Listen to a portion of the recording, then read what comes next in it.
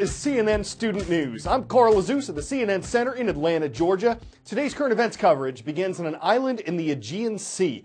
It's part of the nation of Greece, and it's ground zero for thousands of migrants and refugees streaming into Europe, those who risk a dangerous crossing over the Mediterranean. We've talked about Europe's largest influx of refugees since World War II. And with tensions rising in some places between Europeans and the migrants, several countries are making it harder for people to seek asylum. Germany is working on new rules for refugees. We told you about Denmark's controversial law that analysts say was designed to discourage migrants and refugees from coming there. Sweden and Finland recently said they'd deport tens of thousands of asylum seekers. But in part of Greece, it's a different story. Though it's been criticized for not protecting Europe's borders, it has opened its doors and kept them open to migrants. The sun rises over Turkey, its hills silhouetted in the distance. The expanse of water between them and the Greek island of Lesbos, crossed by more than 500,000 people last year. This is the main gateway to Europe. The Greek islanders found themselves the first responders in the months before the Coast Guard increased its numbers over the summer. For their actions, kindness, and generosity, there have been petitions to nominate the islanders for the Nobel Peace Prize. The massive influx of migrants and refugees completely changed the nature of this tourist destination. All islanders have pitched in, drying clothes, providing food, blankets, and even risking jail time. The flood of migrants burst suddenly. No one was prepared. Not us, not Europe. Everybody down! Everybody down! But Mayor Galino Spiros says the island of Lesbos decided to put humanity first. The European Union is now slamming Greece over Schengen failures, improper background checks for migrants, and inadequate protection of the external border of the passport-free zone. The winter months have slowed but not stopped the refugees and migrants from coming. January of last year saw around 750 people land here. So far this January, 25,000 have arrived on this island. Results from yesterday's Iowa caucuses, the first state contests in the U.S. race for the White House, were still coming in last night when we produced this show. But you know we'll bring them to you when we get them. Teachers, for the latest updates on Iowa, we recommend CNN.com. And our last two shows have great explainers on the significance of the caucuses, how they're actually conducted, and the bit of controversy that's associated with them. You can find both programs in the archive section of CNNStudentNews.com. At CNNStudentNews.com, making one request a day is the way to get on our roll call. Pechursk School International is first up. Thank you for taking 10 minutes for our show in the Ukrainian capital of Kiev. To Northwest Oregon, not too far from Portland, is the city of Sandy. That's the home of the storm, rolling in at Cedar Ridge Middle School. And in the capital of Oklahoma, we're calling on the Jaguars of Westmore High School. Hello to our friends in Oklahoma City. U.S. sports fans are gearing up for the National Football League Championship. The Super Bowl is one of the most watched sporting events in America. About a third of the country sees the game. On Sunday, the Carolina Panthers will face off against the Denver Broncos in Super Bowl 50. The sport itself has gotten some negative publicity in recent years because of the effects of concussions. There's a movie out called Concussion. A Broncos cornerback will be wearing a new kind of helmet meant to better prevent concussions. During the 2015 season, more than 300 of these head injuries were reported in the NFL. What may be more concerning than the concussions themselves is the brain disease that repeated head trauma can lead to.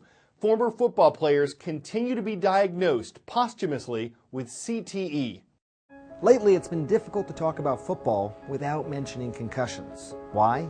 Well, mounting concern over a disease called chronic traumatic encephalopathy, more commonly known as CTE. In the world of medicine, CTE is a relative newcomer. In football, we just learned about it 10 to 15 years ago. Here's what we can say. It's a progressive degenerative brain disease. It is like Alzheimer's. It can start with memory loss, mood swings, and difficulty in concentration, developing into progressive dementia, even possible thoughts of suicide. But unlike Alzheimer's, CTE can also result in significant aggression and lack of impulse control. The big difference, symptoms tend to begin much earlier in life, closer to your 40s instead of your 60s.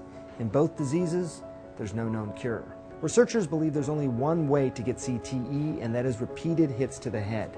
What happens is that you get a buildup of an abnormal protein called tau in the brain. Scientists do know both the location of the tau and how much tau in the brain determines the symptoms you might exhibit. But scientists don't yet have a magic number of hits that results in CTE. It also isn't known who exactly would develop CTE. There are some players who take many hits and never develop symptoms. Factors like genetics and age of exposure to the trauma could play a role. How do you know if you have CTE? Just because you have symptoms doesn't mean you have the disease. In fact, as things stand now, you can only be diagnosed for sure after death. Scientists are researching how to diagnose in living people. A prominent group of researchers have found over 90% of former NFL players have developed CTE. But remember something important here. The number could be so high because of something known as selection bias. That means the brains that were studied were from people who worried that they had CTE. Also, it's not just football players that need to be concerned. Boxers, soccer players, people in the military, anyone who's exposed to constant head trauma can develop it too.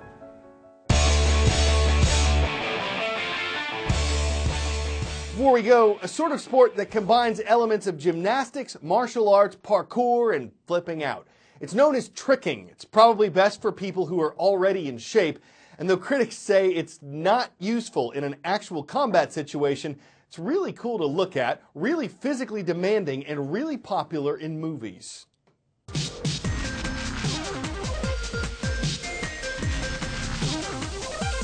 Captain America, Will Ferrell, the Ninja Turtles. What's the one thing they all have in common?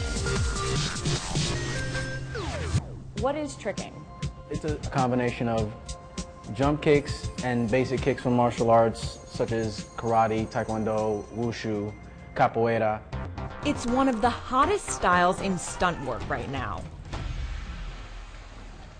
Blockbuster movies can't get enough of these big moves.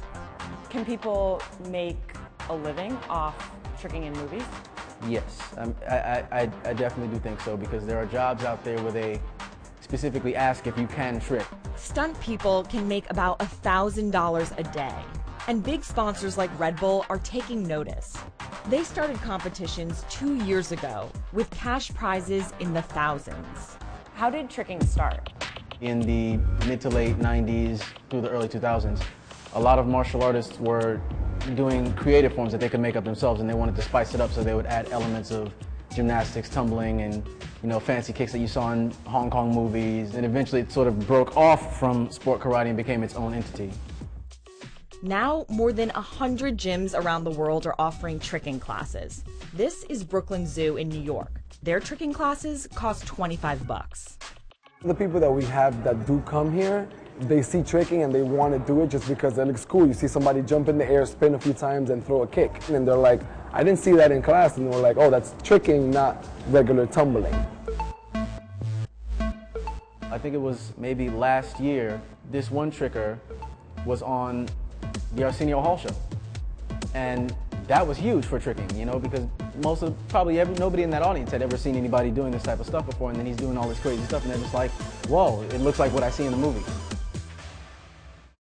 It's certainly an attractive form of athleticism that's not constricted by stricture. It may have its detractors, but the tricksters who aren't tricked stay on trick with the tricked out tumbling that's their ticket to success. We've got to go because trick-tock goes the clock. I'm Carl Azus.